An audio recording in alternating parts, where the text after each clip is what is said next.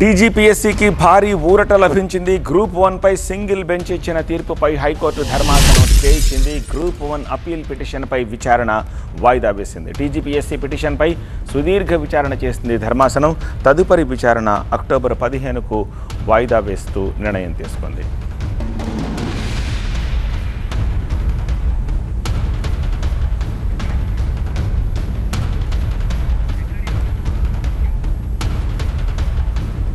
క్షమించాలి, గ్రూప్ 1 పై single bench ఇచ్చిన తీర్పును సస్పెండ్ చేసింది హైకోర్టు ధర్మాసనం. గ్రూప్ 1 అప్పీల్ పిటిషన్పై విచారణ వాయిదా పడింది.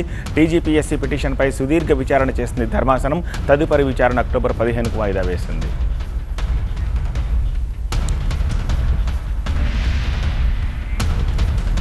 కోర్టు డైరెక్షన్స్ అండ్ డెసిషన్స్ సంబంధించిన డీటెయిల్స్ అందించేందుకు మా ప్రతినిధి ప్రణీత లైవ్లో సిద్ధంగా ఉన్నారు. ప్రణీత, గ్రూప్ 1 ర్యాంకర్లకి ఊరట కలిగింది హైకోర్టులో. ఏదైతే ఈ నెల 9వ తారీఖున సింగిల్ బెంచ్ ఇచ్చినటువంటి తీర్పు అటు జనరల్ ర్యాంకింగ్ లిస్ట్తో పాటు మెరిట్ లిస్ట్ను రద్దు చేస్తూ 9వ తారీఖు సింగిల్ జడ్జ్ ఇచ్చినటువంటి తీర్పు పైన ఈరోజు హైకోర్టు డివిజన్ బెంచ్ ఆర్డర్ని సస్పెండ్ చేసింది.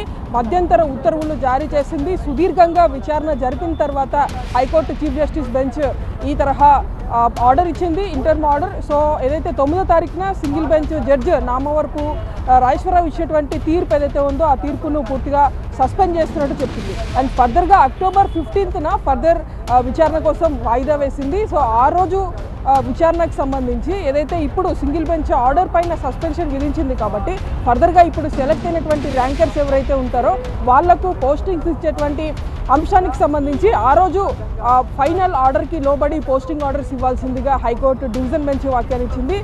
దీంతో కొద్దిసేపటి క్రితం వరకు కూడా అసలు ఈరోజు స్టే ఉంటుందా ఉండదా, లేదంటే ఓన్లీ ఆర్గ్యుమెంట్స్ వరకే కంక్లూడ్ అయిపోతాయి అనేటువంటి ఒక కన్ఫ్యూజన్ ఉండింది. కానీ ఆర్డర్ చదువుతున్నటువంటి క్రమంలో చీఫ్ జస్టిస్ మాత్రం చాలా క్లియర్గా చెప్పారు. సింగిల్ బెంచ్ ఇచ్చినటువంటి ఆర్డర్ని తాత్కాలికంగా సస్పెండ్ చేస్తున్నట్టు ఆయన ప్రకటించారు. సో దీంతో 563 మంది గ్రూప్ 1 ర్యాంకర్లు ఎవరైతే ఉన్నారో మెయిన్స్లో సెలెక్ట్ అయినటువంటి వారు వాళ్ళు తిరిగి తమ పోస్టింగ్స్ని పొందవచ్చు. కానీ ఆ పోస్టింగ్స్ అంతా కూడా అక్టోబర్ 15 జరిగేటువంటి ఫర్దర్ ఫైనల్ హియరింగ్ ఆ రోజు వాదనలకు సంబంధించి దానికి లోబడే వీళ్ళ పోస్టింగ్ ఆర్డర్స్ కూడా ఉంటాయి. అండ్ సేమ్ టైం ఏదైతే గ్రూప్ 1 ర్యాంకింగ్ లిస్టుతో పాటు మెరిట్ లిస్టు పైన ఏదైతే సింగిల్ బెంచ్ జడ్జ్ స్టే విధించాడో ఆ స్టేని తొలగిస్తూ ఆ ఆర్డర్ని సస్పెండ్ చేస్తూ ఇవాళ హైకోర్టు డివిజన్ బెంచ్ ఈ తీర్పు ఇచ్చింది. చాలా అనేక అంశాలను చీఫ్ జస్టిస్ ఈరోజు అడ్వకేట్ జనరల్ అడిగి తెలుసుకున్నారు. ముఖ్యంగా గ్రూప్ 1 లాంటి ఎగ్జామ్స్, మెయిన్ ఎగ్జామ్స్ దాదాపు 14 సంవత్సరాల తర్వాత తెలంగాణ రాష్ట్రంలో జరగడం అండ్ తెలంగాణ రాష్ట్రం ఏర్పడిన తర్వాత ఇప్పటి వరకు కూడా గ్రూప్ 1కి సంబంధించినటువంటి నియామకాలు జరగకపోవడం, అసలు 2014 నుండి తెలంగాణ రాష్ట్ర ప్రభుత్వం ఏర్పాటు అయినప్పటి నుండి టీజీపీఎస్సీ ఎగ్జిస్టెన్స్లో ఉందా లేదా అనేటువంటి ఒక స్టేట్మెంట్ని సైతం ఇవాళ హైకోర్టు ప్రశ్నించింది. సో దానికి ధీటుగా అడ్వకేట్ జనరల్ కూడా తన వాదన వినిపించారు. గతంలో అనేక సార్లు నోటిఫికేషన్స్ వచ్చినప్పటికీ 2 కారణాలు, గతంలో 2022లో పేపర్ లీక్ కారణంగా ఒకసారి ఎగ్జామ్స్ రద్దు అయితే మరోసారి బయోమెట్రిక్ అటెండెన్స్ సరిగ్గా లేదంటూ ఇదే హైకోర్టు ఇచ్చినటువంటి తీర్పును కూడా ఆయన ప్రస్తావించారు. ఆ తర్వాత సుదీర్ఘ విరామం తర్వాత గ్రూప్ 1కి సంబంధించినటువంటి మెయిన్స్ ఎగ్జామినేషన్ని సక్సెస్ఫుల్గా కంప్లీట్ చేసి 563 మంది అభ్యర్థులకు సంబంధించినటువంటి తుది జాబితాను, జనరల్ ర్యాంకింగ్ లిస్ట్ని, ఆ ర్యాంకర్స్ని జాబితా ప్రకటించిన తర్వాత వాళ్ళకి సంబంధించినటువంటి మెడికల్ ఎగ్జామినేషన్ అయిపోయింది, సర్టిఫికేట్ వెరిఫికేషన్ అయిపోయింది.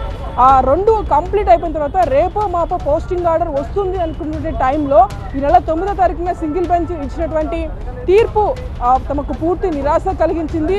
ఆ ఆర్డర్లో కూడా టీజీపీఎస్సీ పైన అనేక అభాండాలు మోపారు. టీజీపీఎస్సీకి ఇంటిగ్రిటీ లేదు, టీజీపీఎస్సీ బయాస్డ్గా వ్యవహరించింది అనేటువంటి అనేక అంశాలను సింగిల్ బెంచ్ జడ్జి అందులో ప్రస్తావించారు. సో మనతో మాట్లాడేందుకు హైకోర్టు తీర్పు పైన అడ్వకేట్ విష్ణు గారు ఉన్నారు. సార్, ఈరోజు తీర్పు ఎట్లా వచ్చింది? ఇంటర్మ్ ఆర్డర్ని ఏ విధంగా ఇచ్చింది?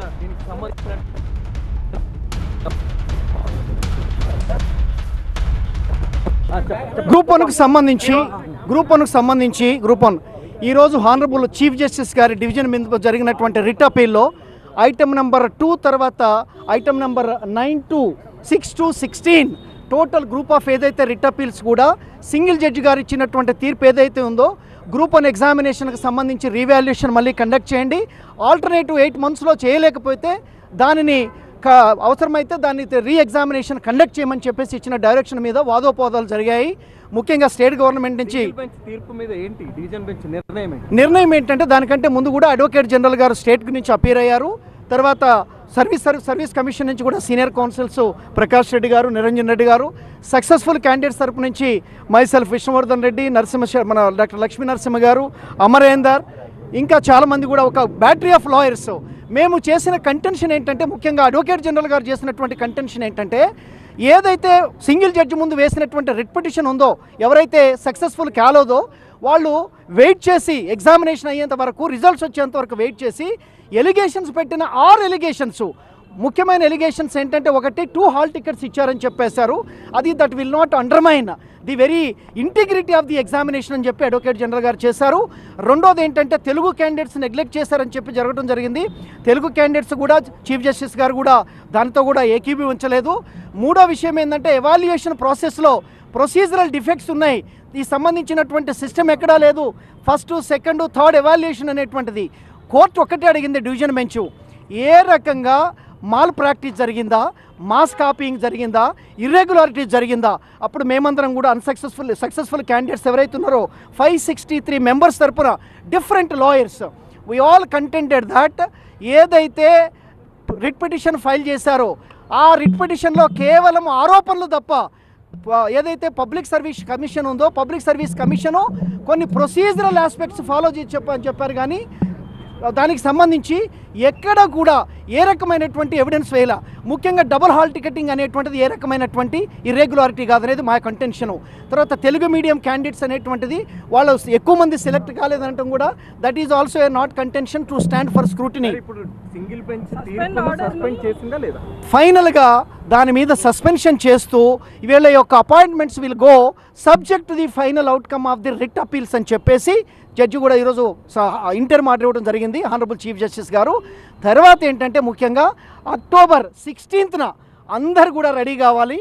ఎవరైతే సక్సెస్ఫుల్ క్యాండిడేట్స్, తర్వాత గ్రూప్ 1కి మన పబ్లిక్ సర్వీస్ కమిషన్ లాయర్స్, ముఖ్యంగా అడ్వకేట్ జనరల్ గారు లీడ్ చేస్తూ పర్టికులర్ ఈ కేసులో మేమందరం కూడా we're all representing all the successful candidates కాబట్టి అది అక్టోబర్ 16కి వేయటం జరిగింది.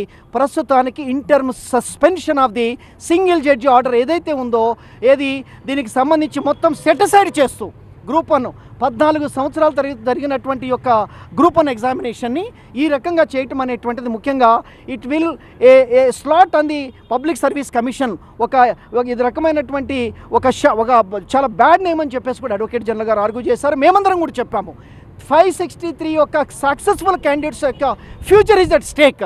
సో మియర్ ఎలిగేషన్స్ మీద ఈ రకంగా ఎగ్జామినేషన్స్ కనుక క్యాన్సిల్ చేసినట్లయితే అకాడమిక్ ఎక్స్పర్ట్ చేయాల్సింది honourable single judge is not suppose to exercise. ఎందుకంటే బెంచ్ ఒకటి ర్యాంకింగ్ లిస్టును సెటిసైడ్ చేసింది. ఈ ర్యాంకింగ్ లిస్టు ఏదైతే సింగిల్ జడ్జి గారు ఇచ్చారో ఆయన ఇచ్చినటువంటి జడ్జిమెంట్కి సంబంధించి ఆ ప్రొసీజరల్ ఆస్పెక్ట్స్ అన్నీ కూడా రిట్ అపీల్లో డివిజన్ బెంచ్ చీఫ్ జస్టిస్ గారు ఆధ్వర్యంలో ఏం చెప్పారంటే, ఇది సస్పెండ్ చేస్తున్నామంటే పూర్తిగా దాన్ని నిలిపివేశారు. నౌ ది ప్రక్రియ ఏదైతే ఉందో 563 క్యాండిడేట్స్కి ప్రక్రియ ప్రొసీడ్ అవుతుంది. పోస్టింగ్ ఆర్డర్స్ కూడా ఇవ్వచ్చు, బట్ ఇచ్చినా కానీ subject to final outcome of these all writ appeals.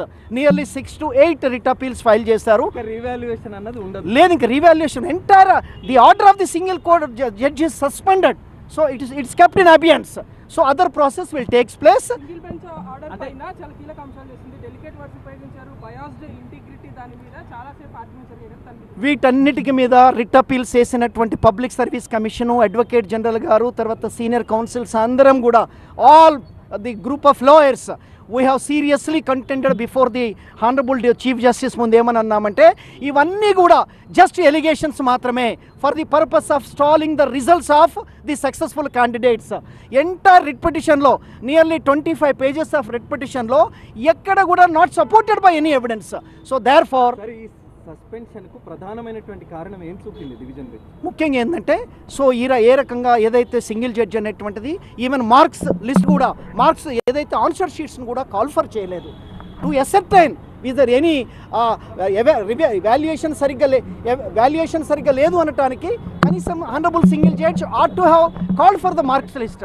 So that was not done. అదే కాకుండా ఇంకా వేరియస్ ఆస్పెక్ట్స్ మీద ఈ ఎలిగేషన్స్ అన్నీ కూడా, ఫర్ ఎగ్జాంపుల్ డిగ్రీలో ఎక్కువ మార్కులు వచ్చినాయి, పీజీలో ఎక్కువ మార్కులు వచ్చినాయి, నా గ్రూప్ 1లో రాలేదంటే every student has to work hard. So ఎప్పుడో ఒక డిగ్రీలో డిస్టింక్షన్ ఉన్నంత మాత్రాన బట్ గ్రూప్ 1లో కూడా రావాలని ఏం లేదు. So now the order of the honourable division bench is very clear. So the entire process is the single judgment is stayed and process will continue. Of course, if any appointments are made by the TGPSC, that is subject to the final outcome of the writ appeals annaru. Now the process will go and almost verification of certificates kuda అయిపోయినాయి. Only the remaining is issuance of appointment letters. The Telangana Public Service Commission in consult with the Advocate General garu decision తీసుకుంటారు. మేము కూడా will argue the next time on 16th October. So this is the suspension order of the Honorable the Chief Justice of the Division Bench.